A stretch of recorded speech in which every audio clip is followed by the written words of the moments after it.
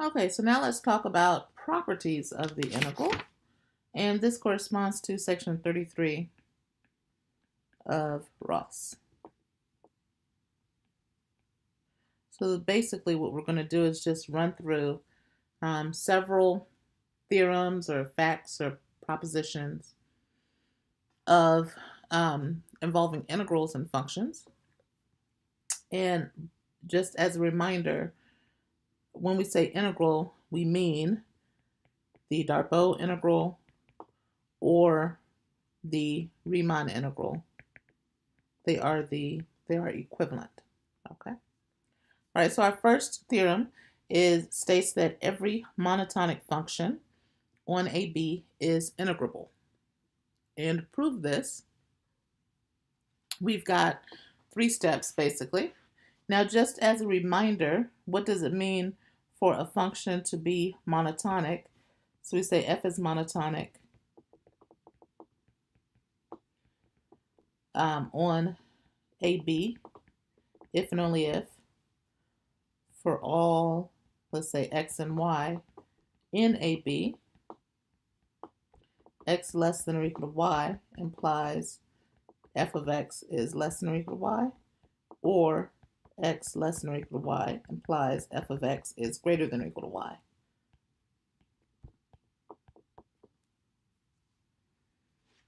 Ooh, this is false. Let me clear this up. So I need to say, for all x, x less than or equal to y implies f of x is less than or equal to f of y, or for all x and y, x less than or equal to y implies f of x is greater than or equal to y. F of y. Okay, so it's a minor difference, but in the notation, but it makes a major difference in what we're talking about. Okay, so let's go ahead and get started with the proof. So we'll say hypothesis is that f from A to B, from AB to R, is monotonic.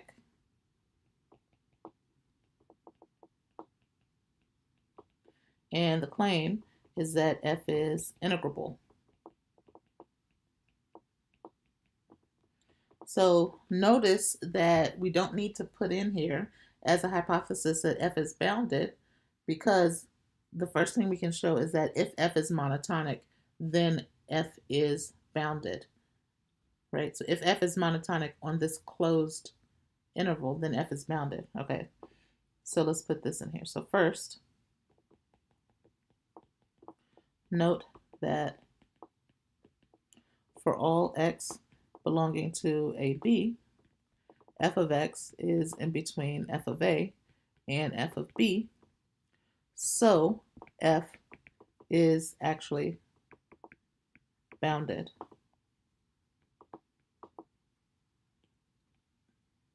F is actually bounded on AB. Okay.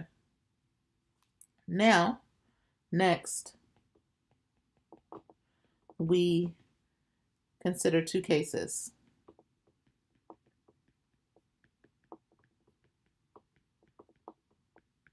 Case 1, f is increasing, and case 2, f is decreasing.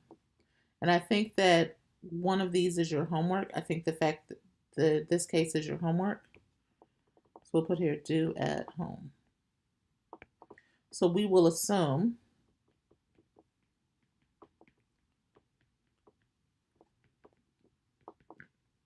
that f is increasing.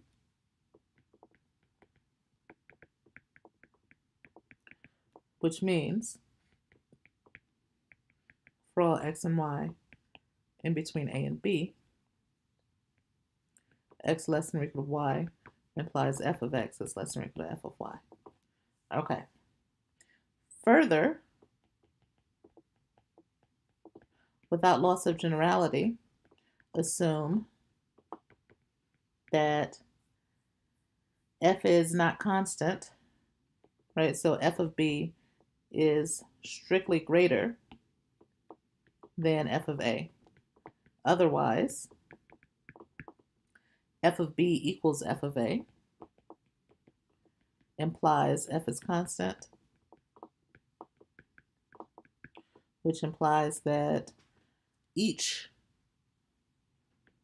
for each partition P, the upper partition is equal to the lower partition, which is going to be just f of a times b minus a.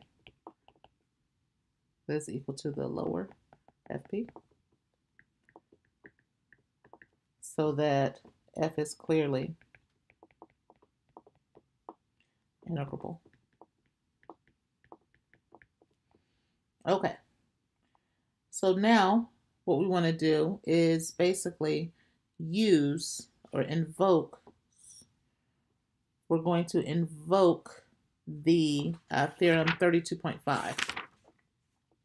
Theorem 32.5 says that a bounded function is integrable if and only if for each epsilon. So let's see here. It is this one right here. So this is our theorem 32.5. I don't know why I wrote 7. No, yeah, because that's the wrong one. 32.5. Did I not do it?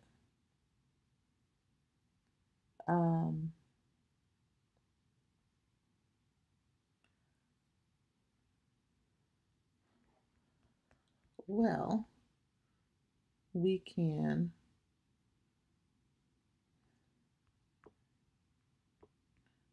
quickly write it up here.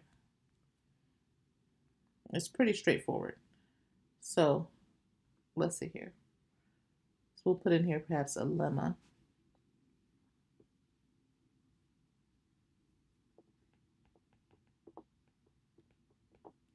And the lemma is theorem 32.5 from Ross.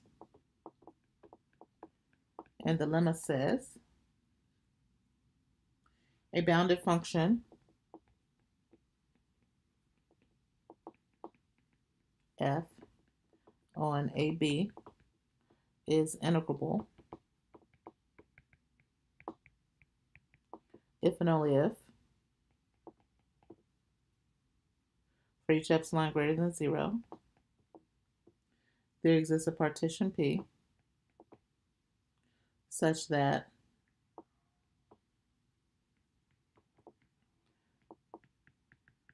the difference between the upper and the lower Darbo's sum is less than epsilon.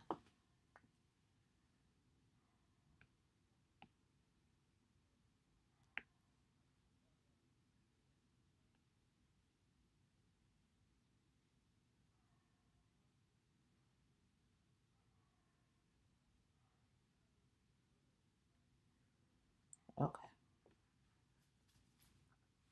All right, so this is what we're going to use.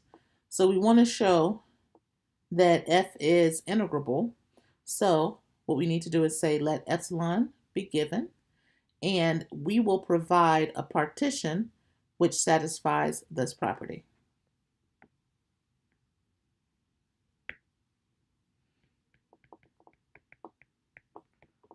So we claim that there exists a partition P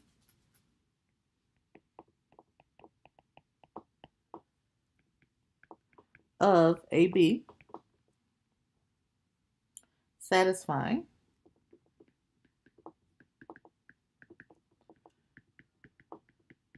the upper minus the lower sum is less than epsilon. Okay, so now how are we going to do this? Well, basically,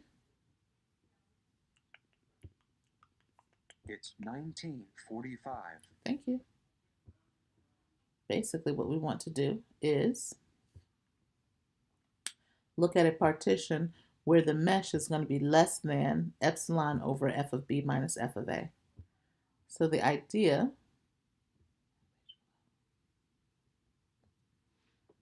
this is our sketch. The idea is if the mesh of P is less than epsilon over f of b minus f of a, then the upper sum which remember is equal to the sup of f over t sub k plus 1 times the delta t. We already know that this sup, because f is monotonically increasing, this sup is going to actually be equal to f of t sub k plus 1. We already know that, right? And in fact, we can actually say that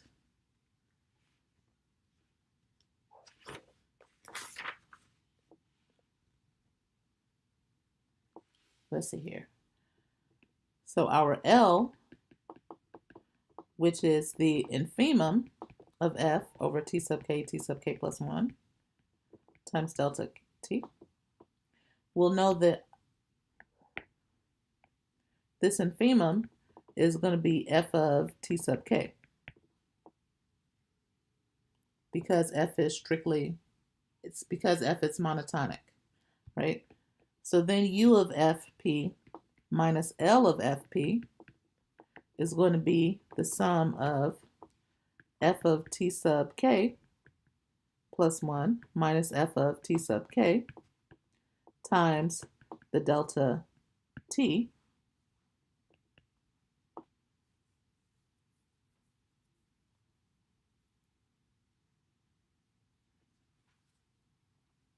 right? And then the delta t is going to be less than or equal to the mesh of p, because remember, the mesh of the partition is the maximum of those lengths, right?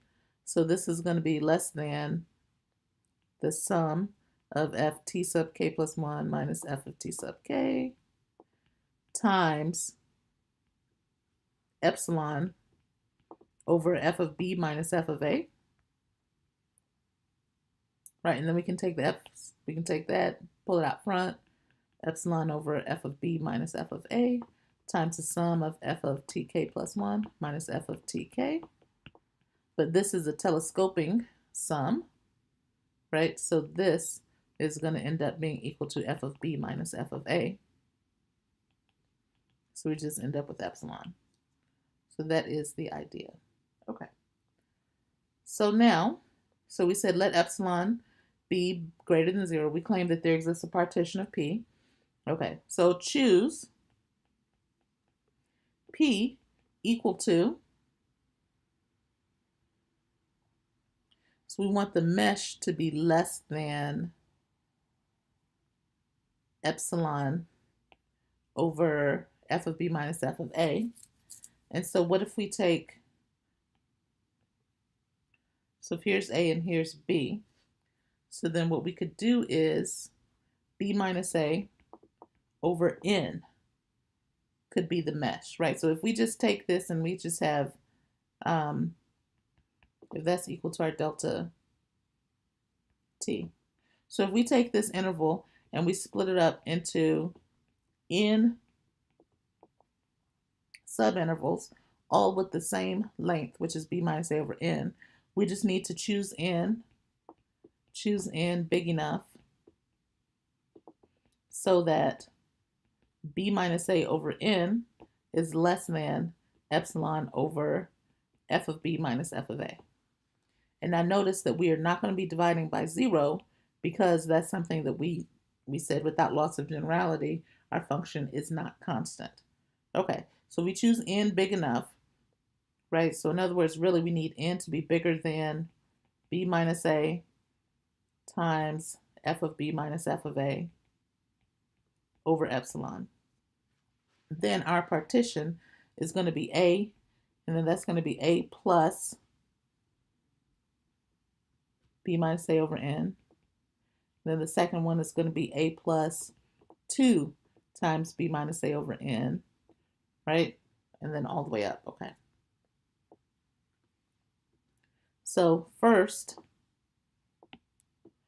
choose n such that n is bigger than f of b minus f of a times b minus a over epsilon. Okay, for that n, let P equal, so we want the set of A plus K times B minus A over N, where K is equal to 0, 1, all the way up to N. Okay. Then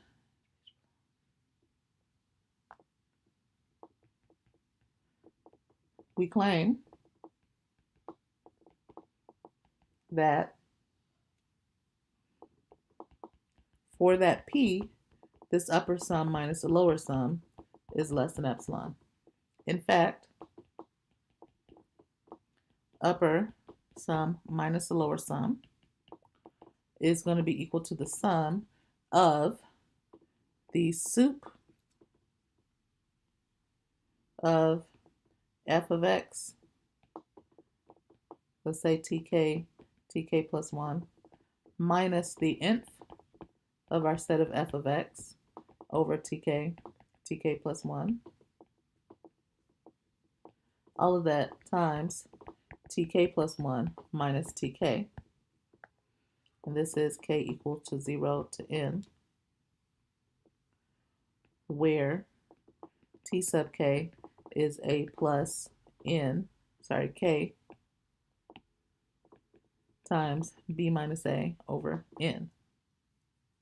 Okay, so that tk plus 1 minus tk is going to be b minus a over n, which is going to be less than epsilon over f of b minus f of a, because that's what we set up. Okay. Since f is monotonically increasing,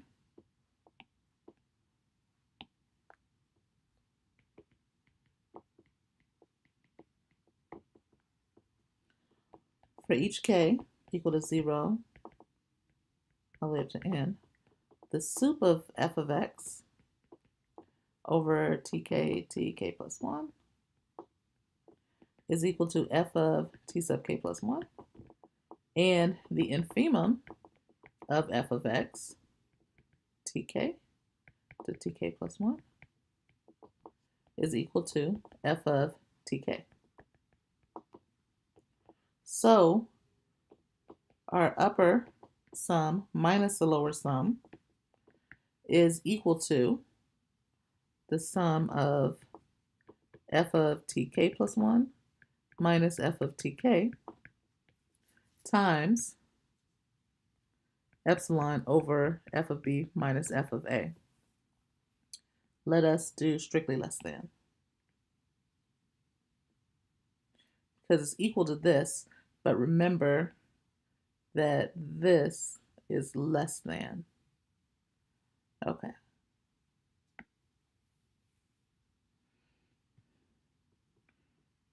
Okay, now this is equal to epsilon f of b minus f of a times the sum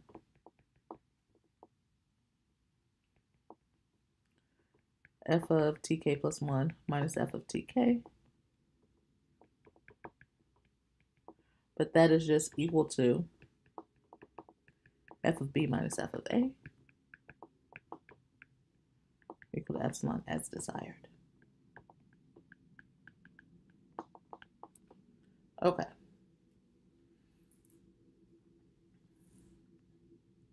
All right, we've got our next fact, which is that every continuous function is integrable.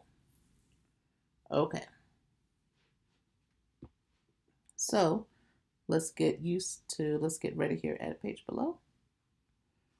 So for our hypothesis, we have that f from AB to R is continuous. Claim f is integrable. Proof. So first we have to show that f is bounded So we'll say since AB is compact and F is continuous, F of AB is compact in R.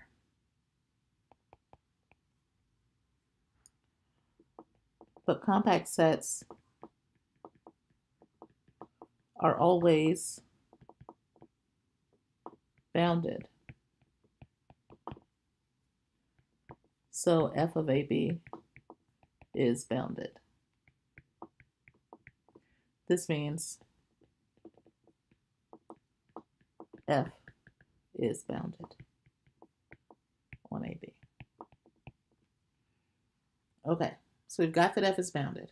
Now what we're going to do is we're going to use the fact that continuous functions defined on compact sets are uniformly continuous.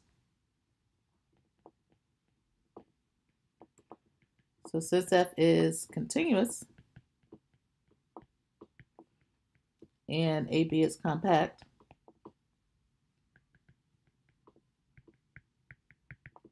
F is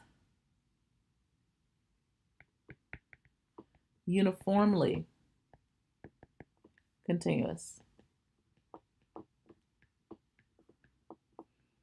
on AB.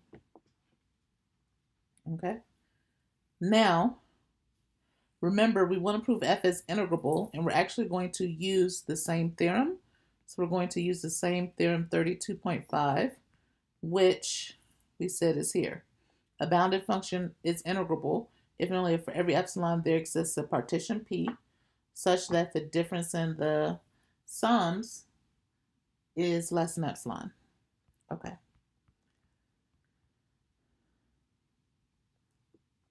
So let's put in here, let epsilon greater than 0 be given. We claim there exists P such that the upper sum minus the lower sum is less than epsilon. So since F is continuous and AB is compact, F is uniformly continuous.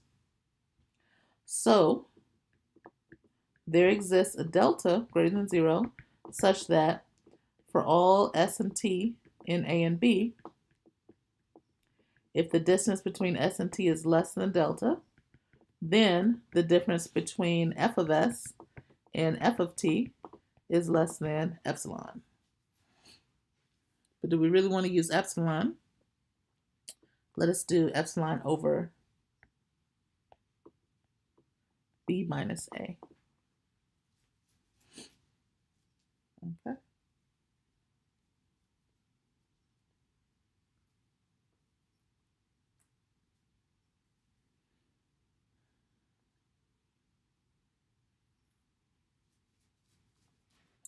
So now what we'll do is we'll get it so that, let's do for our scratch. What is our scratch? So this is our scratch. So U of FP minus L of FP. Okay, we want that to be less than epsilon. This is going to be the sum of the soups, soup of F minus the inf of F. This is over TK plus 1, TK plus 1. So we've got that times our delta TK. Okay. And what we can say is, we could say that this is, we can make that less than the mesh of P. It's 20 hours. Thank you. So we can make it so that this delta TK is small enough, right? So we can make that part as small as we want. And what about the soup minus the nth? Well, here's the main idea. If we make it so that the mesh of P is less than delta, then that means that the soup of F minus the nth of F on TK plus 1 that has to be less than or equal to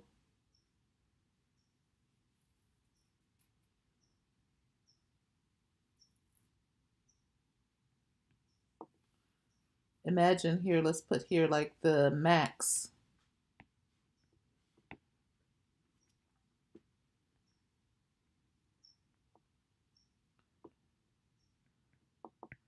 The max of fs minus ft, s and t are in tk plus 1. Right? So the idea is that here's A, here's B, and we have everything, right? Everything is kind of, so we've got, so say here's tk and here's tk plus 1. So we can make it so that the soup,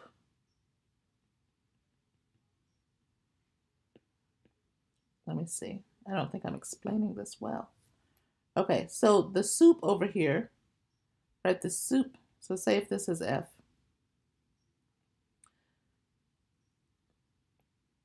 so that soup of f over tk plus 1, that's going to equal f of x naught, right? So there exists some x naught in tk to tk plus 1 such that the soup of f is equal to that. Why?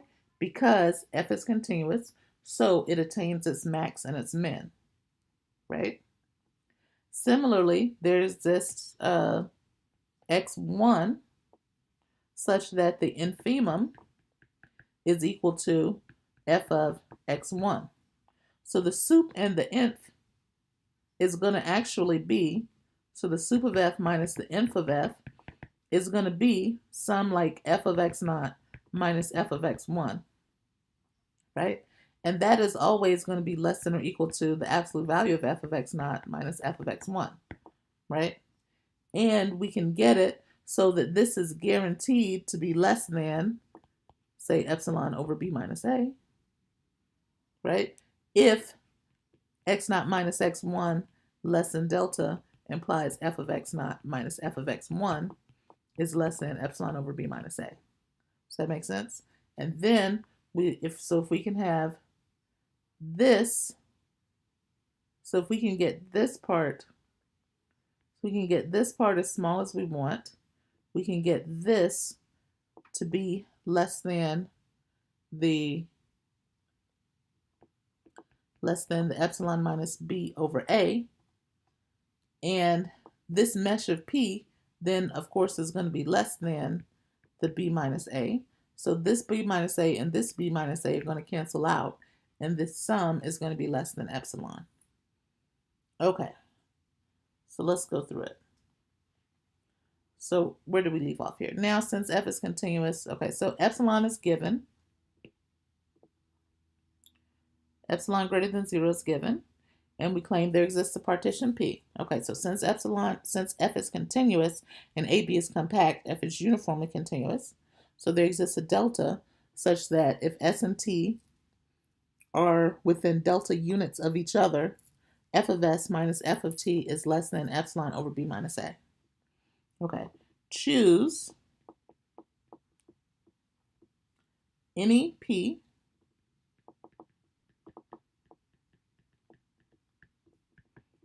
such that the mesh of P is less than delta.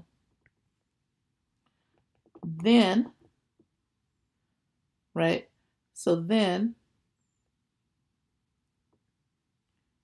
for any, so here's what I want to say. Suppose P looks like this, T naught, T1, Tn. Then mesh of P less than delta implies for all S and T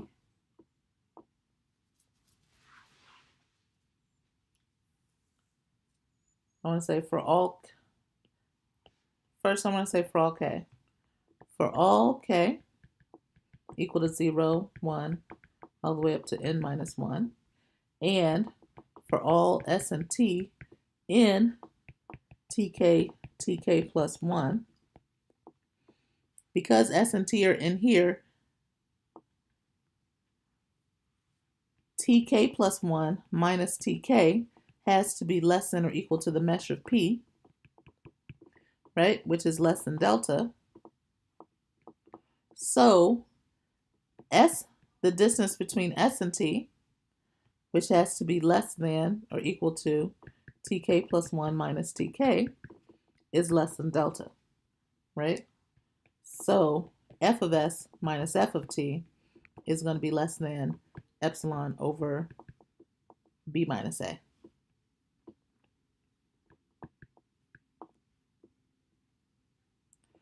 Now, for each k equal to 0, 1, all the way up to n minus 1,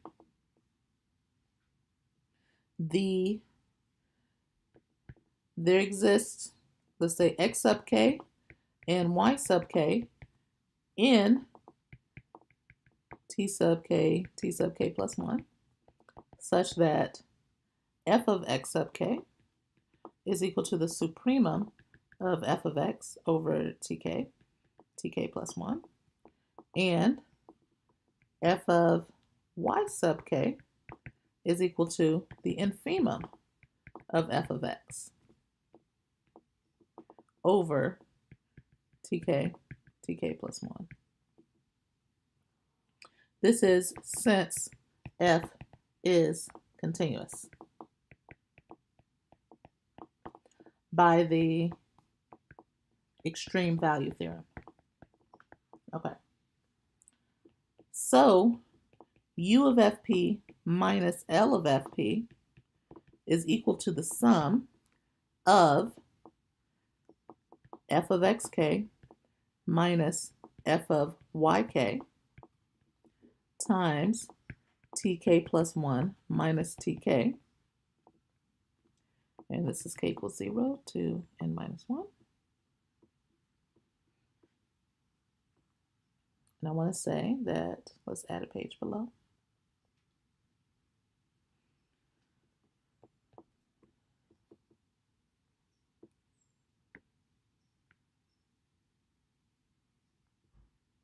Copy, paste. Okay. And so this is less than or equal to the sum of the absolute value of fk minus fyk times delta, right? Because remember, this is less than or equal to the mesh of p, which is less than delta, okay? And then always, for any real number, it's less than or equal to the absolute value of that real number. Okay, and so this is equal to delta times the sum, k equals 0, n minus 1. But remember, since xk and yk are in, right? So we've got this right here. For all k, for all xk and yk in this sub-interval, the distance between the images is going to be less than epsilon over b minus a. Okay, so this is equal to f of xk minus f of yk, absolute value, which we're saying is less than the sum of epsilon over b minus a, k equals 0, n minus 1. There's something here. I wanted to say, I think what I want to do is instead of doing this, instead of using, this is true, let me not use that fact. So let's leave this with the t sub k plus 1 minus t sub k here. Okay. And we'll say that this is less than So this is less than the sum, epsilon over b minus a times t sub k plus 1 minus t sub k. K equals 0 to n minus 1. Now we can take this epsilon over b minus a, pull it out, and we'll have the sum k equals 0 to n minus 1, t sub k plus 1 minus t sub k, which now this is equal to b minus a, so we end up with epsilon. Okay. All right. So now we have our functions that we are so used to seeing by now, these types of theorems. If f and g are integrable, then f plus g is going to be integrable, and any constant times f is going to be integrable. Okay? And I've written here to see page 282 for Ross for the Ross for the full proof. It uses the following key facts. So in order to work with our c times f, notice that if we want the upper sum for some partition of the function c times f, that's going to be the sum of the supremum of c times f, right? Times the t sub k plus 1 minus t sub k.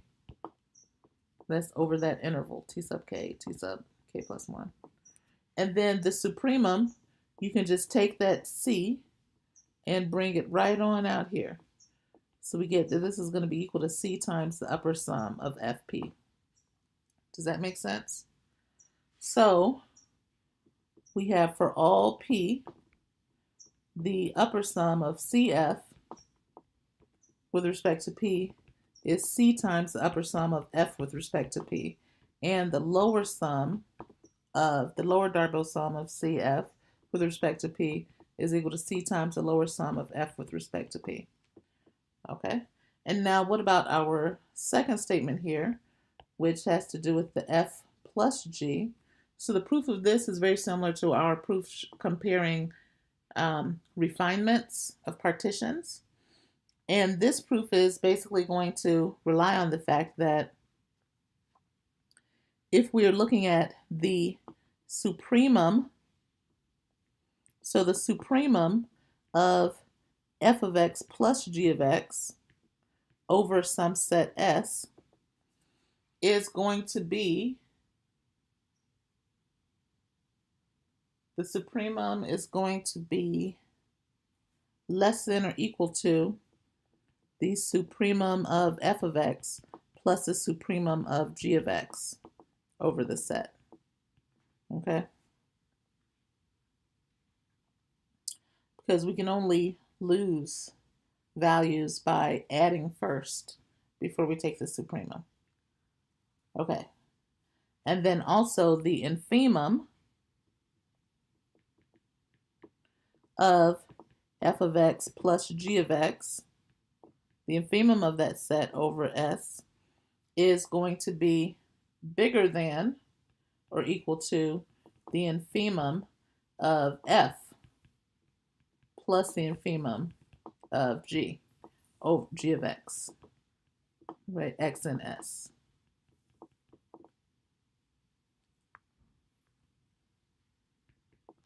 Okay, so these two key facts, 1, 2, and I guess 3, 4, will allow you to do the comparisons of the upper sums and the lower sums, and that'll get you to the statements. 15. Thank you, about the integrals. Okay, so now we've got another fact here. Where this fact here says that if f is less than or equal to g on AB, then the integral of f and the integral of is less than or equal to the integral of g. And so let's see, for part 1, first thing we want to do is we want to look at f minus g. So we're going to create a helper function, which is just called f minus g. Okay.